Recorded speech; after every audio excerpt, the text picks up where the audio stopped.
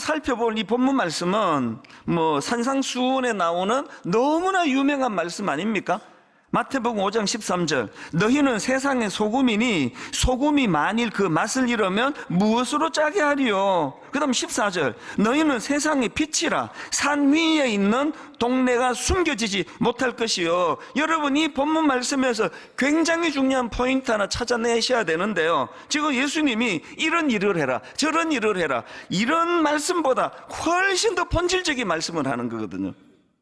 여러분, 너희는 소금의 역할을 감당해라, 이렇게 말씀하시는 거하고 너는 소금이다, 이 차이를 아시겠습니까? 이 본질에 대한 이야기를 하고 있는 거거든요. 예수 믿는 우리가 가장 먼저 그리고 가장 중요하게 생각할 변화는 우리 행동의 변화가 아니고 자기 인식의 변화예요. 그래서 여러분, 사도 바울도 고린도 후서 5장 17절에서 그런즉 누구든지 그리스도 안에 있으면 새로운 피조물이라, 이게 너는 소금이야, 너는 빛이야, 그 얘기 아닙니까? 이전 것은 지나갔다, 새 것이 되었다. 우리가요, 예수 믿은 우리가 먼저 우리 자신에 대한 이런 존재의 변화를 인식하지 않으면요, 우리는 자꾸 기독교를 싸구려 종교로 전락을 시켜버려요.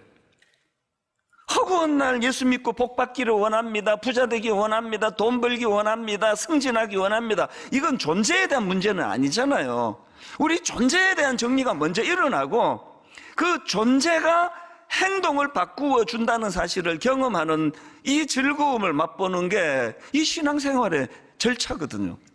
우리가 살아가면서 그런즉 누구든지 그리스도 안에 있으면 새로운 피조물이라, 이런 자기 존재 인식, 내 존재가 달라졌지, 이게 우리에게 영향을 미친다는 거 알고 봤더니요, 조폭 세계에서도 이 같은 원리를 쓰고 있는 걸 알았는데요, 오래전에 조폭 영화 아시죠? 영화 친구에 나오는 대사요.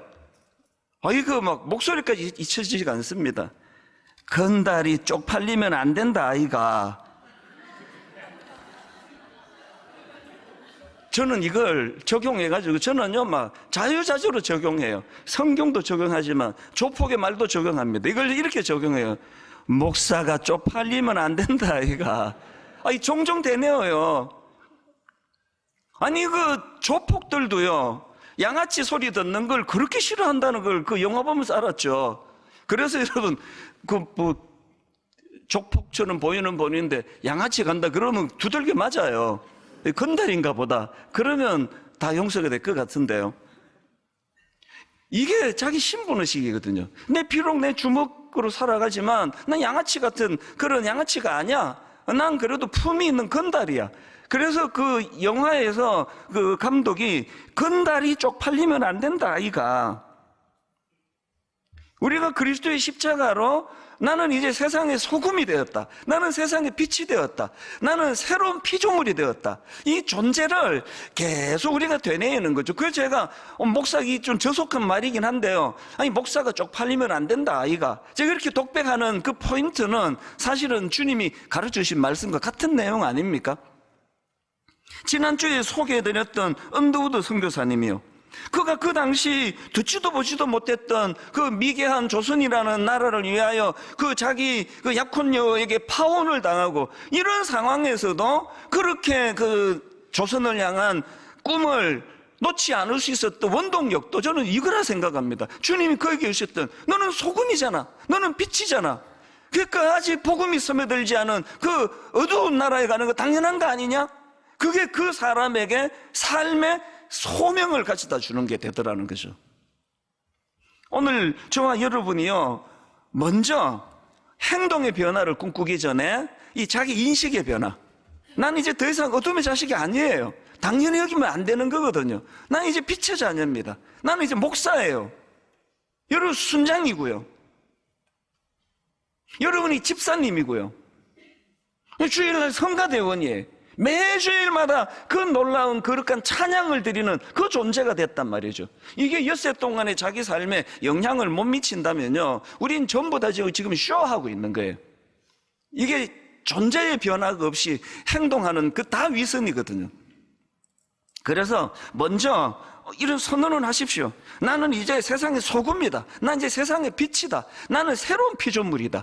그리고 그 변화된 존재의 인식을 가지고 우리가 해야 될 목표들을 점검해 가는 거죠. 오늘 본문을 가지고 이제 이런 존재의 인식으로 인한 목표 두 가지가 생기는데요. 이걸 말씀드릴게요. 첫째로요, 나는 소금이다. 나는 빛이다. 이런 변화된 존재 인식은 우리로 하여금 타락한 세상에 물들지 않기, 이런 새로운 목표를 준다는 사실입니다.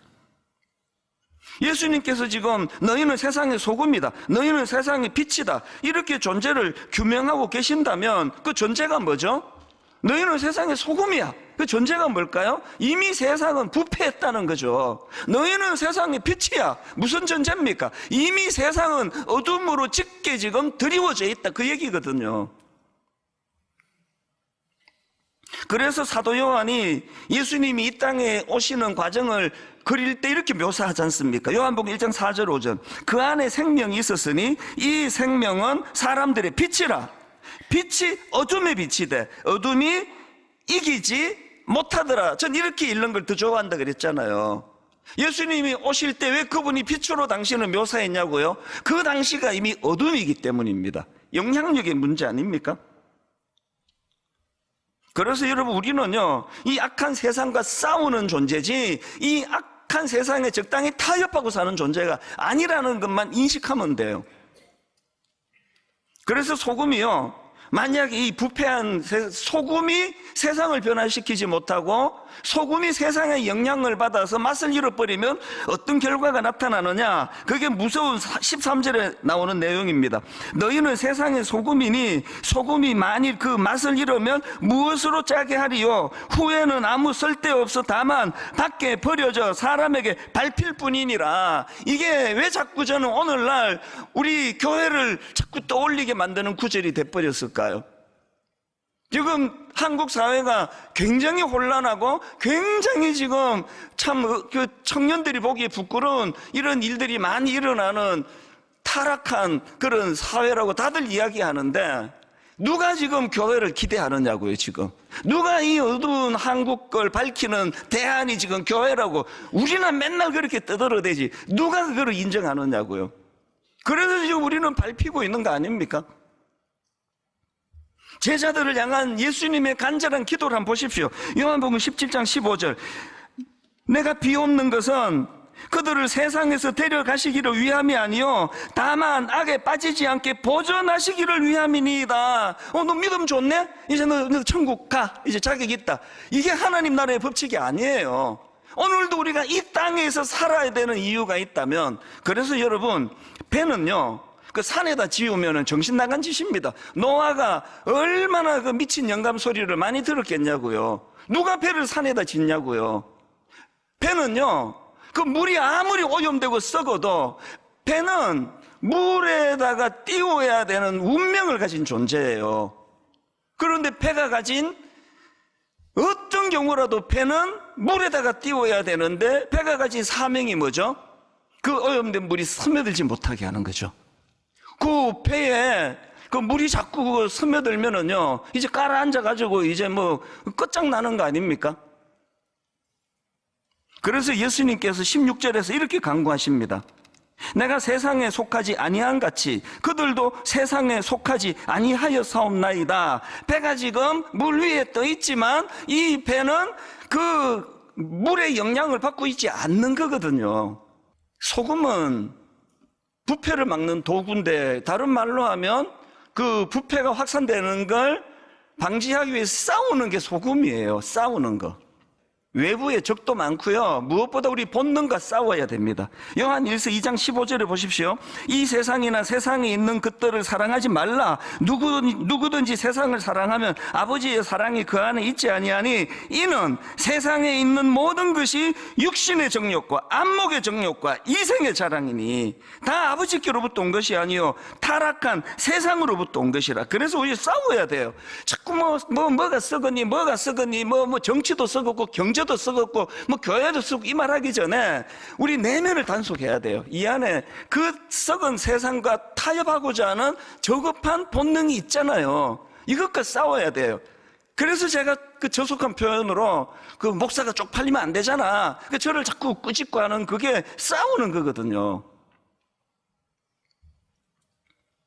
육신의 정욕과 싸우세요.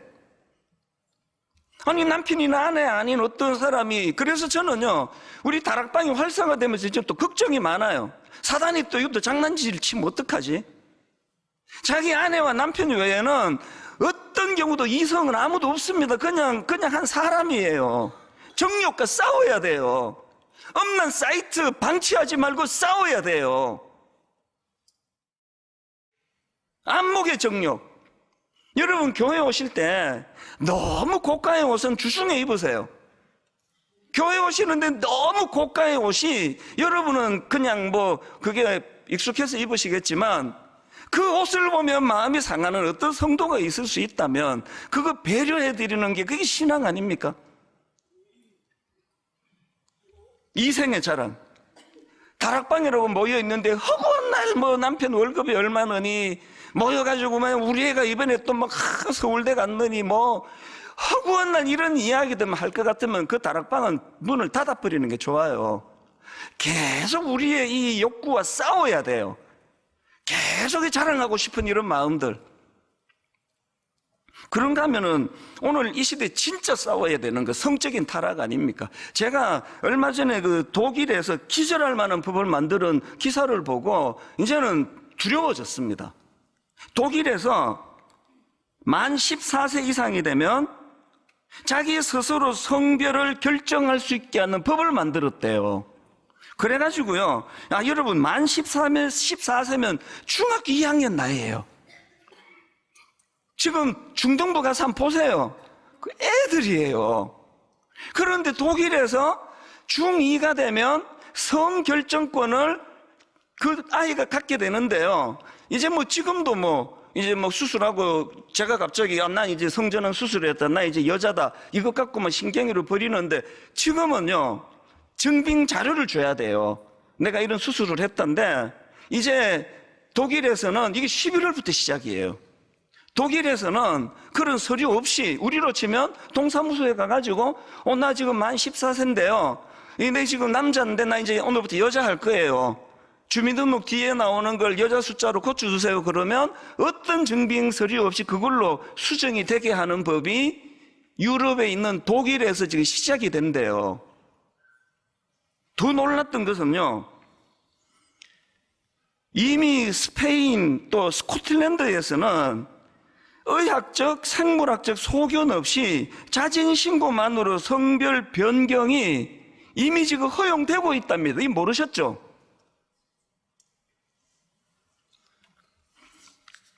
미국과 유럽이요, 처음에요, 좋은 정신이에요. 그 동성애자 소수, 그것도 차별하면 안 된다. 너무 좋은 정신이었잖아요. 이게 지금 이렇게 흘러가고 있는 거거든요. 근데 저는 두려운 게 뭐냐, 이게 지금 이 정도에서 중단하지 않을 것 같아요. 계속 흘러갈 것 같은데요. 막 악한 상상을 하죠. 어떻게 해야 됩니까? 싸워야 돼요. 정말 싸워야 돼요. 지금 여러분 우리 자녀들이 계속 지금 그 넷플릭스 같은 이런 영화를 통해 계속 이제 그거 문화는요 익숙함이에요. 그 미국에서 막 김치가 맛있다고 막 지금 소문이 나가지고 막 또 김이 그렇게 맛있어요. 김을 갖고 막 간식으로 먹고 그러는데요. 제가 처음 이민 갔을 때 애들이 김밥 싸갔다가 막 울고 그랬습니다. 놀림 당한다고. 그 미국이 왜 이렇게 바뀌었냐고요? 자꾸 먹으니까, 김치를 자꾸 먹으니까 그 맛있게 되는 거거든요. 지금 우리 젊은이들에게 계속 문화라는 이름으로 노출되는 게 그런 당위성이 하나하나가 다 맞는 얘기거든요. 근데 저속한 이야기 많이 하네요. 우리 어릴 때 원숭이 똥구멍은 빨개, 빨간 것은 사과, 사과는 맛있다, 맛있는 것은 바나나, 바나나는 길다, 긴 것은 기차, 기차는 빠르다, 빠른 것은 비행기, 비행기는 높다. 그리고는 원숭이 똥구멍이 빨간 걸로 시작했는데 결론이 백두산 뻗어내려 반도삼철 이렇게 되거든요. 여러분 보세요. 하나하나 논리가 다 맞았잖아요. 원숭이 똥구멍이 빨간 거 누가 모릅니까? 너무 저속하네. 똥꼬. 그 빨간 게 사과라는 거 누가 모르냐고요. 이걸 다 맞추었는데 동성애, 그 소수를 우리가 핍박하면 안 된다. 약자 보호해야 된다. 맞는 얘기예요. 그 다음도 맞았어요. 그 다음도 맞았어요. 그 다음도 맞았는데 정신 차리고 보니까 이제 14살 중학교 2학년 애가 동사무소 가가지고 어떤 자료도 없이 나는 이제 뭐 엄마 허락도 필요 없고요. 나는 이제 나 남자인데 여자 할래요. 그 서구의 그 선진국이라는 나라들이 거기에 또 얼마나 그 지식인들이 많겠냐고요. 그 이런 법이 막 통과가 되고 있는 이런 것들이 이게 악이 가진 악한 지혜예요. 저항할 수 없게 만드는 악한 지혜예요. 저는 저와 여러분이 우리 내부에 있는 본능이라는 적도 방치해서는 안 되고요. 야, 너 목사잖아. 자기 스스로에게. 야, 너 그래도 너 순장인데. 아니, 너 권사잖아. 우리가 우리 스스로에게 이 내부의 적과 싸워야 되고요. 그런가 하면은 외부의 이 상상하기 어려운 이 무서운 적들을 우리는 소금이다. 이제 부패를 방지하는 역할을 하는 것이다.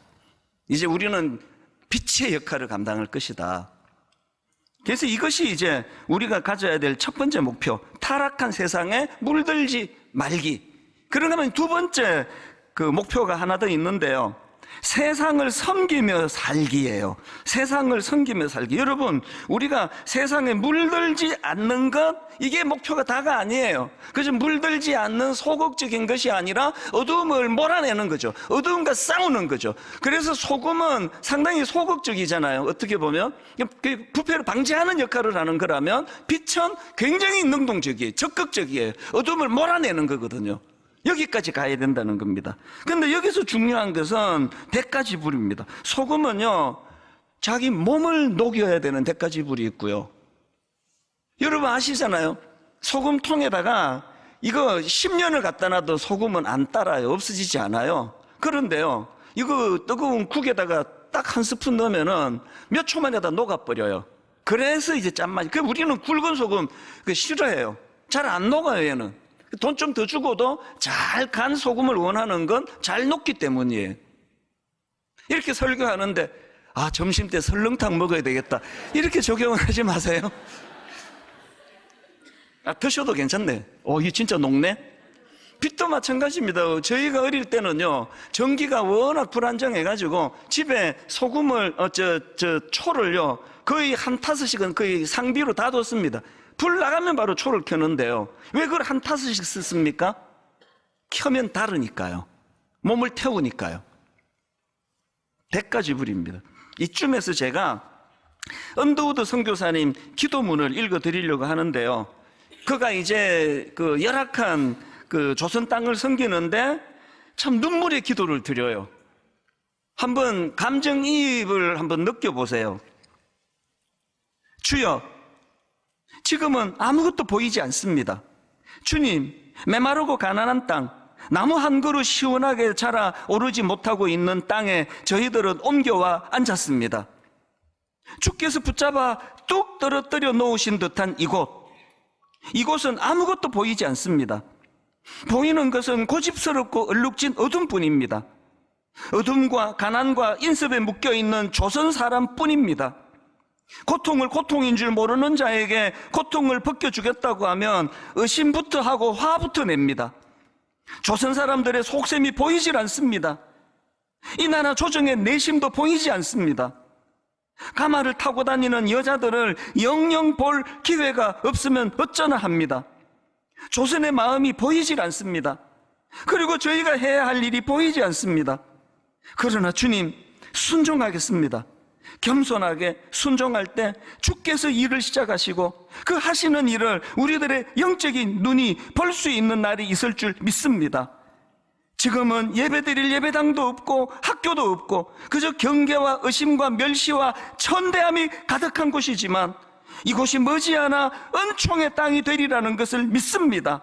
주여, 오직 제 믿음을 붙잡아 주소서. 지금 약혼녀에게 파혼당하고 젊은 나이에 미지의 조선이라는 땅에 와서 이것도 결핍이고 저것도 불비하고, 그래서 마음의 낙심으로 쓴 것 같은 이 기도문인데요. 근데 여러분, 저는요, 왜 이분의 이 기도문이 비전 선언문처럼 보이는지 모르겠습니다. 그러나 주님 순종하겠습니다. 겸손하게 순종할 때 주께서 일을 시작하시고 그 하시는 일을 우리들의 영적인 눈이 볼 수 있는 날이 있을 줄 믿습니다. 지금은 예배드릴 예배당도 없고 학교도 없고 그 부족한 것들을 쭉 열거하는 이 모든 것들을 언더우드 선교사는 모든 걸 다 이루어냈잖아요. 비전 선언문인 거예요. 여러분, 여러분의 결핍이, 여러분의 눈물이, 여러분의 아픔이, 그것이 여러분이 빛을 드러내고 소금의 역할을 하는 재료가 될 수 있다는 거 아십니까? 결론을 맺으면서요, 바로 어제 겪은 이야기예요. 우리 교회에 굉장히 신실한 한 남자 성도님이 병으로 돌아가셨습니다. 이분이 얼마나 신실한가 하면은, 그 집에 아이가, 막내가 18살인데요. 고2 나이예요. 이 아버지가 이 아이에게 해준 그 사랑이라는 건 제가 들으면서, 제가 너무 부끄러울 정도예요. 모든 사랑을 이 아이에게 다 쏟아붓고, 아내에게 다 쏟아붓고, 너무너무 신실한 그런 분인데, 그러다 보니까 아빠가 갑자기 돌아가시고, 이 막내 아이가 이제 상처가 큰 거예요. 후유증이 커서요, 얘는 지금 아버지 물건을 손도 못 대게 하는 거예요. 그래서 아빠 베개 자기 방에 갖다 놓고, 아빠 입던 옷 자기 방에 갖다 놓고, 이거 손도 못 대게 하는 겁니다. 그래서 저한테 SOS가 이제 SOS를 보내왔는데요. 제가 그날 이 아이에게 이제 정성을 다해서 이제 많은 이야기를 제가 들려줬는데요. 그리고는 내가 너 그 담임 목사라 생각하지 말고 삼촌이라 생각해라. 그래서 언제든지 좀 마음이 답답하고 궁금한 게 있으면 언제든지 나한테 연락해라. 그래서 이제 한 번씩 만나는 그런 학생이에요. 근데 이제 금요일 날 만나자고 연락이 온 거거든요. 그 금요일 날 오후에 이제 만났습니다. 얘가 앉자마자 하는 말이 제 가슴을 덜컥 내려앉겠습니다. 목사님, 저 사람은 지옥 간다고 하는데 그거 부당한 거 아닙니까? 그 질문을 저 찾아서 왜 하겠냐고요. 이제 죽고 싶은 거예요. 그러면서 이 아이가 자기 이야기를 하는데요, 자기는 초등학교 때 벌써 학교 선생님 한 분이 아니에요. 학교 선생님에게 엄청난 상처를 받아가지고 헤매였는데 중학교 가서 친구들에게 왕따를 당했다는 거예요. 그리고 추스리려 가니까 고등학교 갔는데 아빠가 돌아가셨다고. 내가 이러고도 살아야 됩니까? 근데 제가 그날 막 이런 조언 저런 조언 하는데 하나도 통하지가 않아요. 뭐 이런 거죠. 너 유료 상담을 좀 받아봐라. 그래서 좀 어느 정도 그 지불을 하고 전문가랑 상담을 하면 굉장히 도움이 될 거다. 그랬더니 얘가 하는 말이, 그 벌써 다 해봤는데 소용없더라는 거죠. 그래서 지금 안 한다는 거예요. 이렇게 해도 저렇게 해도 설득이 안 돼갖고 굉장히 난감했는데, 이 아이가 이런 말을 합니다. 목사님, 고난은 그 사람을 성숙하게 한다고, 위로해 준다고 이제 어른들이 하는 얘기겠죠. 고난은 그 사람을 성숙하게 한다는데, 제가 지금 초등학교 때부터 지금까지 상처받아 온 게 이게 저를 성숙하게 합니까? 앞으로 내가 또 얼마나 많은 상처를 받겠냐고요. 죽는 게 낫다는 거죠. 그래서 이렇게 말해줬어요. 목사님도 20대 초반에 이민 가서 정말 죽고 싶었기 때문에 네 마음을 너무 잘 안다. 그래서 내가 너 위해 기도해 줄게. 힘내라. 그렇게 하고 이제 기도하고 헤어졌거든요. 그랬는데 그 다음날 아침이에요. 그게 어제 새벽입니다. 묵상을 하는데 하나님이 저에게 강력한 메시지를 주신 거예요. 그래서 제가 이 아이에게 또 연락을 했어요. 좀 만나자. 목사님 할 말이 있다. 그래서 이제 어제 오후에 만난 거거든요. 만나갖고 제가 무슨 이야기를 했느냐 하니까요, 너 있잖아, 어제 목사님도 20대 초반에 이민 가서 죽고 싶었다 그랬잖아. 그 시카고 미시간 호수를 바라보면서 막 이렇게 막 뛰어내리고 싶은 충동이 많이 일어나고 했던 걸 잘 참았는데, 내가 어제 너 만나고 나서 무슨 생각했는지 아니?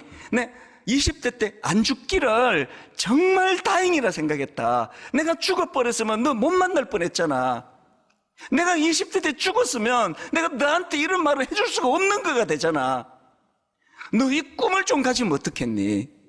너 20년이 지나고 너 30년이 지나서 너같이 아픔을 당하는 그런 젊은 청년들에게, 네가 그 아이들에게 용기를 주는 이런 일을 네가 살아야 할 수 있는 거 아니니?